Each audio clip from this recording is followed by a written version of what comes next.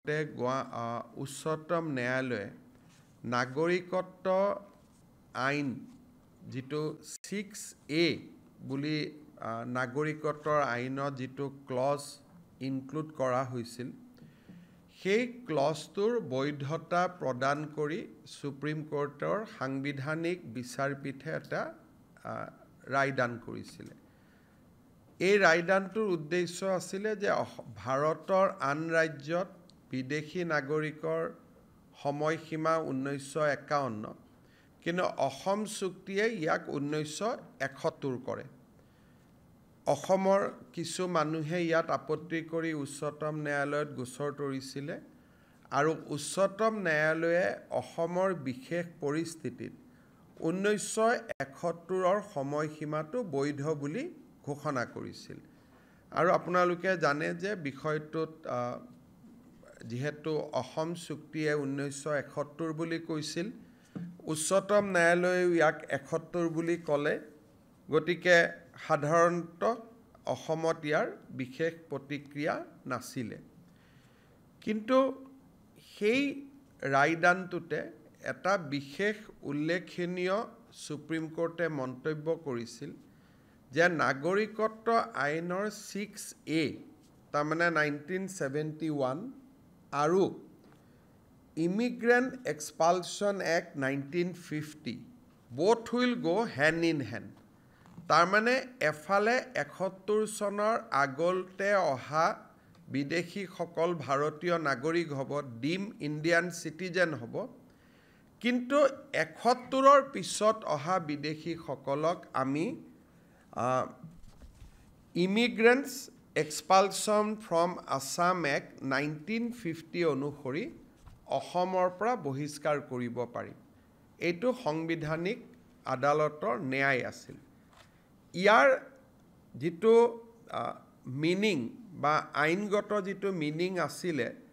তাৰ মূল মিনিং এইটোৱে যে বিদেশী ন্যায়াধিকৰণৰ এতিয়া কোনো আৰু প্ৰয়োজন নাই ট্ৰিব্যুনেলৰ যেটো ৰোল আছিল সেই ট্ৰিব্যুনেলৰ ৰোলটো সুপ্ৰিম কোৰ্টে নালিফাই কৰি দিছিল যে 1971ৰ আগত অহা মানুহখিনিক আমি বৈধতা প্ৰদান কৰিলো কিন্তু 1971ৰ পিছৰ অহা মানুহখিনি আপোনালোকে গভৰ্ণমেণ্টে illegal immigrant expulsion from Assam act 1950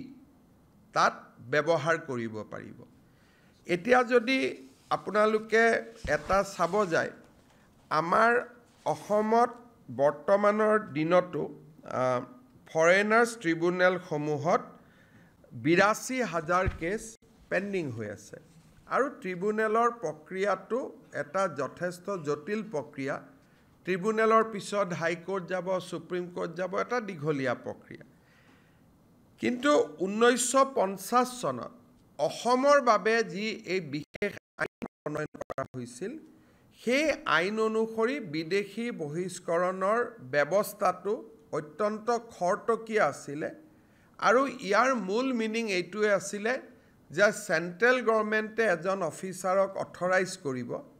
আৰু তেওঁ মানুহজনক ইভাকুৱেশ্যন অৰ্ডাৰ দিব পাৰিব যদি মানুহজন বিদেশী হয় তাৰ মানে পুশবেক অৰ্ডাৰ দিব পাৰিব সেন্ট্ৰেল গভৰ্ণমেণ্টে বাই নটিফিকেশ্যন ডেপুটি কমিশনাৰ সকলক ডেজিগনেটেড অফিচাৰ বুলি ঘোষণা কৰিছিল কিন্তু যেহেতু IMDT আহিলে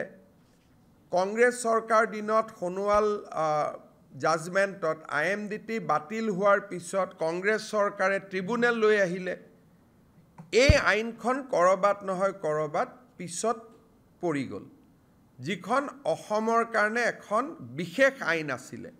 কিন্তু এই আইনখন কৰবাত নহয় কৰবাত পিছত পৰি গ'ল সাংবিধানিক বিচাৰপীঠে এই আইনখনৰ ৰিলেভেন্স বা প্ৰাসংগিকতাক আকৌ এবাৰ আমাৰ সন্মুখলৈকে লৈ আহিলে আজি আমাৰ কেবিনেটে এই আইনখন কেনেকৈ প্ৰয়োগ কৰিব লাগে তাৰ ওপৰত যেটো ষ্টেণ্ডাৰ্ড অপাৰেটিভ প্ৰচিডিউৰ হ'ব লাগে তাক আজি কেবিনেটে ইয়াক এটা প্ৰস্তুত কৰে আৰু এই ষ্টেণ্ডাৰ্ড অপাৰেটিং প্ৰচিডিউৰ মতে যদি ডিসিক কোনোবাই জনাই যে এই মানুহজন বিদেশী বুলি বা বৰ্ডাৰ পুলিচে জনাই যে এই মানুহজন বিদেশী বুলি বা অন্যান্য সোৰ্সৰ পৰা যদি আমি গম পাওঁ যে এই মানুহজন বিদেশী বুলি ডিসিয়ে সেই মানুহজনক 10 দিনৰ সময় দি এখন নোটিছ দিব he will give a notice to the person to prove his citizenship within a period of 10 days আৰু 10 দিনৰ ভিতৰত যদি তেওঁ যি নথিপত্ৰ দিয়ে তাত যদি ডিসি সন্তুষ্ট নহয় on the day of 10th তেওঁক ইভাকুৱেশ্যন অৰ্ডাৰ পাছ কৰিব দিছে যে এই মানুহজনক পুছবেক কৰিব লাগে ভাৰতৰ পৰা আৰু লগে লগে এই মানুহজনক আমি হোল্ডিং সেন্টাৰলৈকে লৈ যাম আৰু হোল্ডিং সেন্টাৰৰ পৰা যি ধৰণে সময়সূচী উলাই বিএসএফ এ তেওঁক বাংলাদেশলৈকে বা পাকিস্তানলৈকে পুছবেক কৰিব সো আজি এই এসওপিখন কেবিনেটে অনুমোদন দিয়ে তাৰমানে এজন মানুহৰ বিচাৰ 10 দিনৰ ভিতৰত সম্পূৰ্ণ হৈ যাব whether he is foreigner or not foreigners কোন লয় ডিসিয়ে সিদ্ধান্ত লব ডেপুটি কমিশনাৰ সিদ্ধান্ত লব and decision will be taken within 10 days যদি এই মানুহজন 12 ঘণ্টা হৈছে অসমত হুমুৱা তেতিয়া সহযোগ কৰিব না লাগে তেওঁ ডাইৰেক্টলি পুছবেক অৰ্ডাৰ দিব পাৰিব ইফ ফ্ৰেছ ধৰক আজি ৰাতি সোমাইছে আমি আজি ৰাতি উইদিন 12 ঘণ্টাত আমি ধৰিছো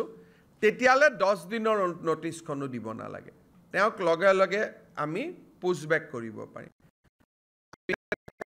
বিদেশী বহিষ্কাৰৰ ক্ষেত্ৰত এটা ঐতিহাসিক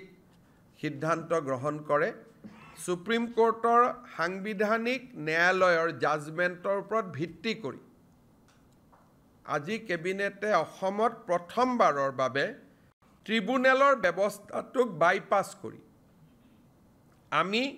ইমিগ্ৰেন্টছ এক্সপালছন ফ্ৰম আসাম এক্ট 1950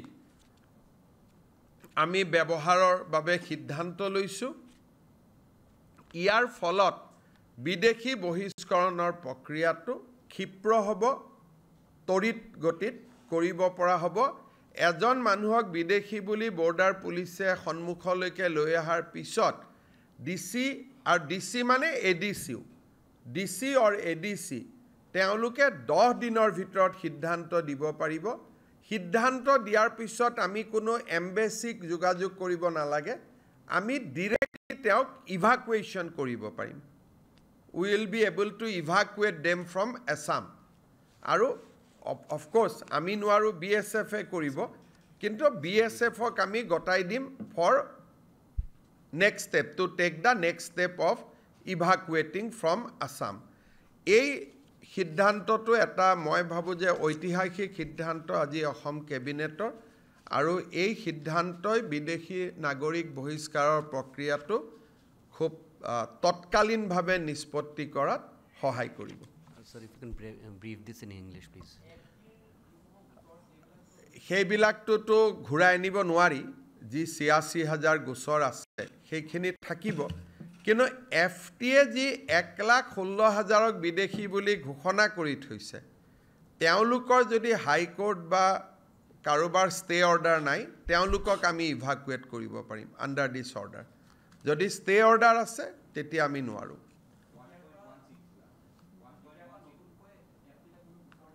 এতিয়া আমি আৰু এফটি লৈ নতুনকৈ একো গোচৰ নিদো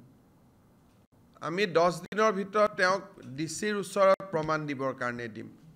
গতিকে ডিসিয়ে যি সিদ্ধান্ত ল'ব সেইটোৱে আমি মান্যতা হ'ব যত কনফিউজিং কেছ আছে ডিসি সিদ্ধান্তত আহিব নোৱাৰিব হিহে এফটি লৈকে যাব এনেকুৱা নহয় যে ডিসিৰ ওচৰত আহিলে ডিসিক তিনিখন কাগজ দেখুৱালে ডিসি কনফিউজ হৈ গ'ল যে প্ৰাইমা ফেসি তেওঁ বিদেশী হয় নে নহয় ডিসিৰ ডাউট হ'ল তেতিয়া তেওঁ ট্ৰিব্যুনেলত পঠাব ট্ৰিব্যুনেল ব্যৱস্থাটো সম্পূৰ্ণ নিৰস নহয় যদি প্ৰাইমা ফেসি ডিসি সিদ্ধান্তত আহিব নোৱাৰে তেতিয়ালে ডিসিয়েটো সদায় কেছটো চলাই থাকিব নোৱাৰে তেওঁৰ আৰু বহুত কাম আছে তেতিয়া ডিসিয়ে সেই কেছটো ট্ৰিব্যুনেলক দিব